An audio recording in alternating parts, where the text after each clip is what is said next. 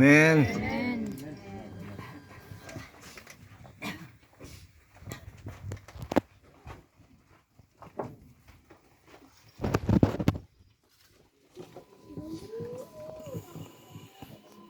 Okay.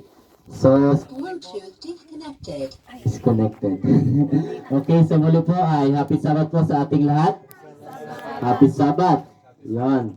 So, ako po ay nagagalak na Lula na ano kasi yun, mananagtan ba yung lula niya.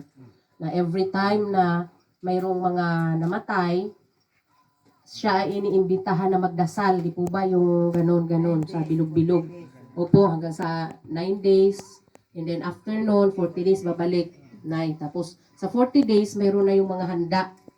Po, magkakatay na sila ng baboy, kung ano-anong mga handa na ng pamilya.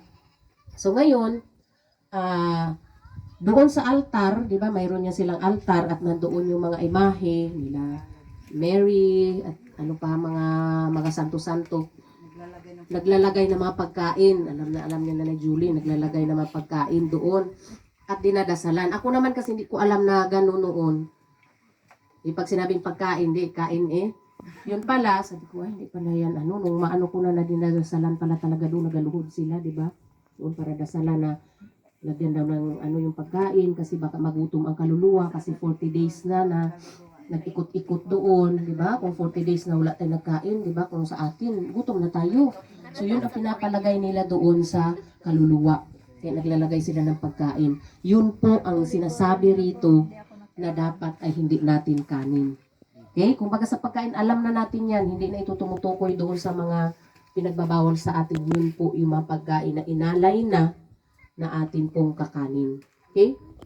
And kapag socialize din para po hindi lang tayo nag-uupo sa ating comfort zone. Kailangan din po natin lumabas para mag-share din po ng pag-ibig ng Panginoon sa ating mga malapit simbahan.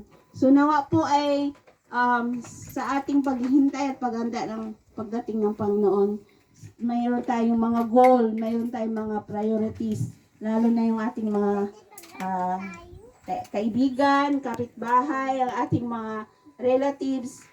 Marami pa tayo, tulad ko marami pa akong kapatid na wala pa po sa pananampalataya. Ang mga pamangkin, mga kuya ko, wala pa, kaya yan pa rin po ang ninadalangin ko sa Panginoon na sana pagdating ng tamang oras ay makasama ko sila sa paglilingkod, sa pagsamba, habang naganda po nalitay sa pagdating ng Panginoon. At ano nga daw, isang kagalakan na magsama-sama ang isang pamilya na magpuri sa Panginoon ng sama-sama.